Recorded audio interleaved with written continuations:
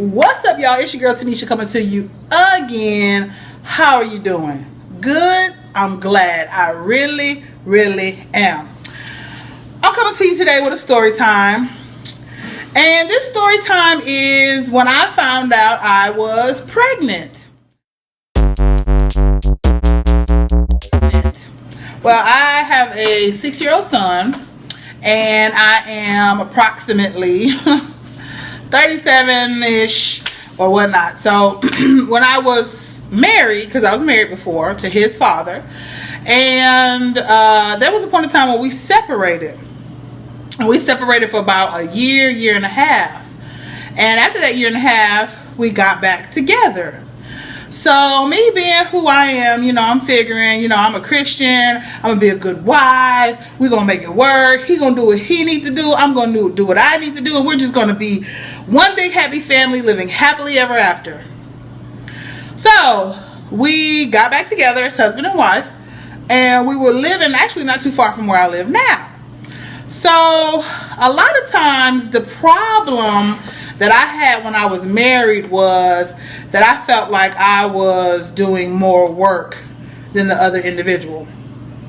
And, not to badmouth him, because I'm not going to badmouth him, but I just felt like I was doing more work than I should have been doing as a wife. And I'm going to kind of leave it at that.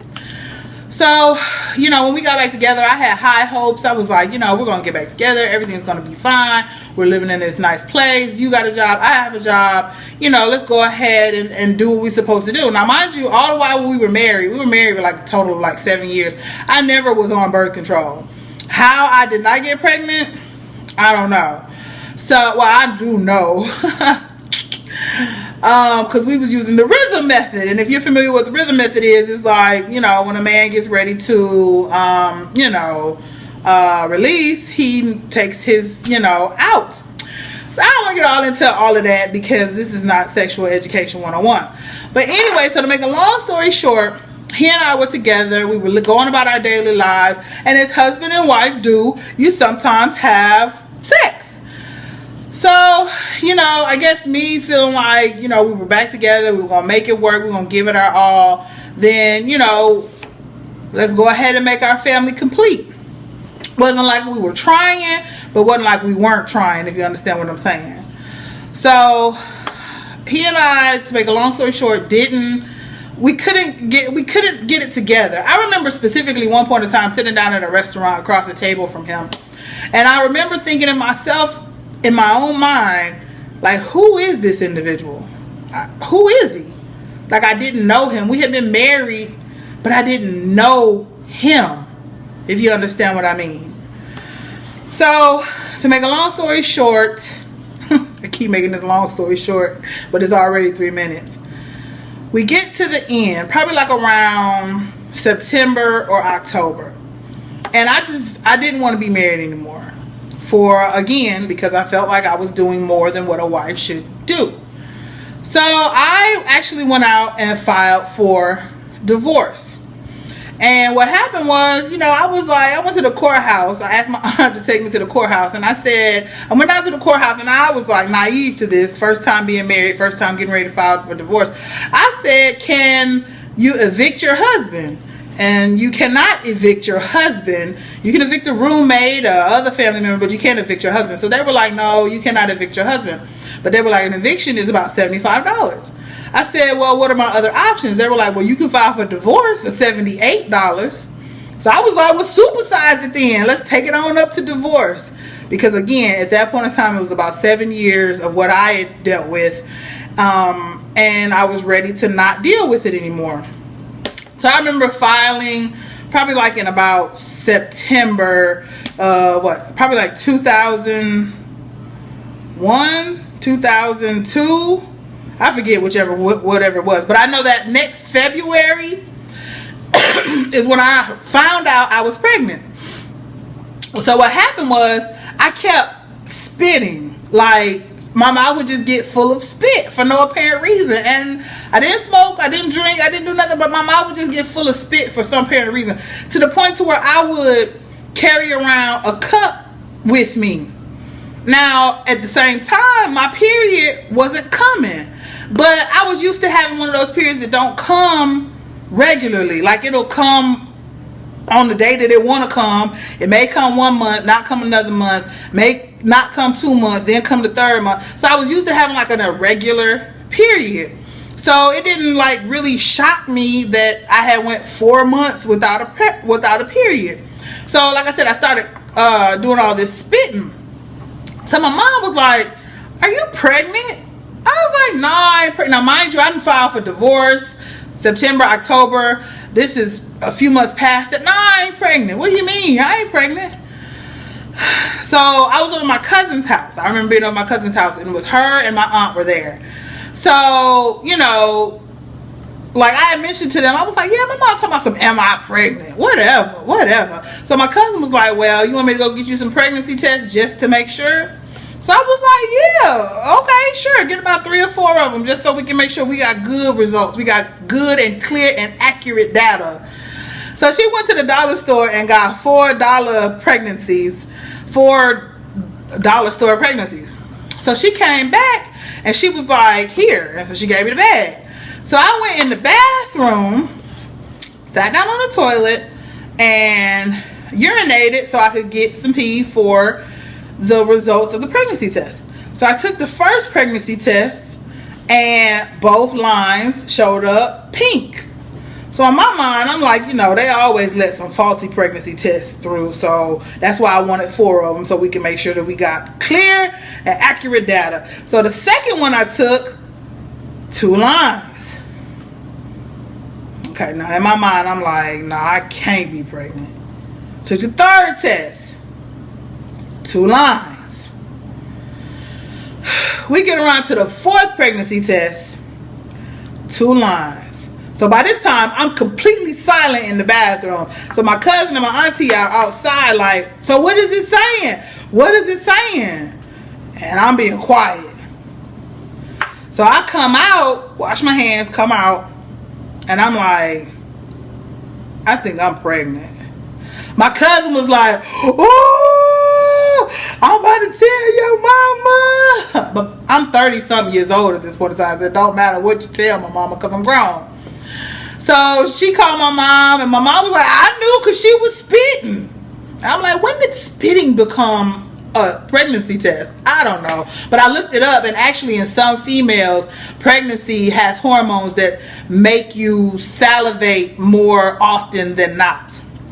Why? I don't know. I'm not a doctor. I didn't major in that. So at that point in time, that's when I found out that I was pregnant. So after a few months of not being around or contacting my son's father, I texted him. I was like, guess what?" He was like, "What?" I was like, "I'm pregnant." He was like, "Congratulations." Rude. That was like so rude to me. Like, in my mind, I know that I've only been with you. I've not been with anyone since we broke up, or you went your separate way and I went my separate way. So I already knew. And to this day, I still tell him, like, if you ever want a DNA test, I'm completely up to it. There's no problem with having one. But yeah, so didn't get support from him. So at this point in time, I'm pregnant. This is my first child. I've never been pregnant, you know, carried a baby to full term, pregnant or anything. I had a miscarriage before, but I've never carried a baby to full term. So in my mind, I'm like, what am I gonna do? So you have options. You know, adoption is an option. Abortion is an option. A lot of things are options at this point in time. Now, I knew I didn't want an abortion because that's just not what I wanted. But I seriously thought about adoption because I'm like, I just divorced the husband. You know, I don't know nothing about caring for no baby. I don't even know if I'm able to care for a baby. So my cousin, that same cousin who was like, "Ooh, I'm gonna tell your mama," she turned me on to this organization called A Beacon of Hope. And it's at this church called Mount Pisgah in Alpharetta, Georgia. And I went there, and they give you like ultrasounds. So I had my ultrasound, and I heard my son's heart beating at that point in time. Because by that time, I was already 4 months pregnant. When I found out I was pregnant, I was I think 20 something weeks at that point in time. No prenatal care, no nothing. So I really had to jump on it. And luckily, not luckily, but blessedly, my son came out perfectly fine, no issues. He wears glasses, but I do too. So that's nothing related to that. So anyway, I had to get on, prenatal pills or whatnot, go out, make sure that I got sufficient health care, find my OBGYN and things of that nature. So, when I was laying there and getting my ultrasound and I heard his heartbeat, up to that point, I was thinking, I'm going to have to put him up for adoption or whatever I'm carrying up for adoption, him or her. But when I heard that heartbeat, I don't know, it just clicked something in my mind like, no, I'm going to do this. So I carried the baby to full term.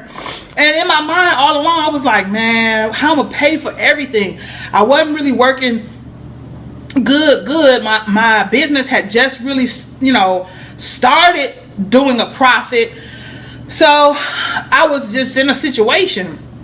So the agency that she turned me on to, this Beacon of Hope, and catch that name because that's exactly what it is. When I tell you, for the first 2 years of my son's life, I paid for nothing for him because of this organization.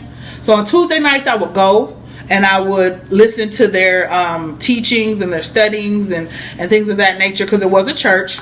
But in exchange, they would give us what's called baby bucks. And we would be able to go into their baby bucks store and purchase items with our baby bucks that have been donated to the church. I'm talking about wipes, diapers, food, formula, cribs, sheets, clothes, socks, underwear, toys, pacifiers, books, baby wash, baby lotion, anything and everything. And then on top of that, when you actually have your baby, they bring you a basket.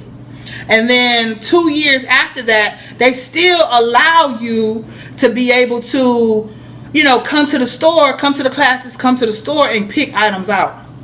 When I tell you that this facility, this church, this organization was exactly what the name of it is, which was Beacon of Hope. When I tell you it was exactly that, it was exactly that. So, it was an awkward situation for me finding out that I was pregnant. But all in all, I want to encourage any female that's out there that's finding herself in a situation where it's like, what do I do? First of all, I don't believe in abortion. Don't kill no baby that didn't have a choice in being created. If you created that baby, then guess what? You need to make sure that you provide for that baby. That's what it is. And I ain't talking about people who have been raped and all of this. I'm talking about if you willingly laid down and gapped your legs and allowed a man between your legs, y'all both need to come to some conclusion of taking care of that child. And even if he doesn't come to the conclusion that he needs to take care of that child, you as the mother have to take care of that child by the best way you can possibly do it. Not illegally, not, going out here doing crazy stuff, but the best way you can. Get you a plan as far as making money. Get you a plan as far as having health care. Get you a plan as far as making sure that you and your child is going to be okay. And statistics will have you to believe that if you have a child at a certain age, then you're automatically sentenced to a life of poverty. While a lot of people do have a life of poverty after they've had a child at an early age. Luckily, I had my child at about 30 something. By that time, I had completed my undergraduate degree, my graduate degree. I was working. I was trying to build my business. I had some level of foundation. I had a good support system. Now, for people who don't necessarily have that, trust and believe that there are organizations like the one that I ran into, and I'm sure that's not the only one in the world, that can help you in a situation such as that. So don't feel like, oh, I got to kill the baby. Don't feel like abortion is the answer, because it's not necessary. It's not, to me, it's not the answer. It's not the answer. You have to do what you have to do in order to make sure that you can provide for this child that you chose to bring into the world. So, I'm just going to leave that tidbit out there for whoever wants to listen to it. But yeah, that was my experience finding out that I was pregnant, finding out that I was about to be a mother, and just, and now, hold on, Aiden. And now, I got this handsome, what here? He coming, hold on. Come here, Munchkin. Yes. Come here. And that was 6 years ago. So now I got this handsome, say hi to the people. Hi. Stop being shy. You're not shy. I got this I'm not trying to be shy. I got this handsome young man who's growing up, and he's 6 now. I know he looked like he's 16. He's big. But anyway, all right, go back in your room. I mean, we doing it. We're doing what we have to do, and we're doing it well, and by the grace of God, things are going well. And I just want to encourage anybody who's in that situation, because I understand. I was scared. I'm talking about I was scared, like just going through my mind, like right now, I'm imagining how scared I was, because I hadn't had a child. I didn't really know what to do. But I figured with me and God being the majority, we was going to be able to do what we needed to do. And it panned out well. And every day is a step-by-step, you know, situation. And I love my son. My son loves me. And we handle it. And I believe that if you're in a situation similar or kind of like the situation that I just explained, you can handle it. You can do it. You have so much in you. You have more in you than people think you have in you. You have more in you than you think you have in you. So, again, this has been your girl Tanisha, giving you a big old hug from afar. And until next time, bye.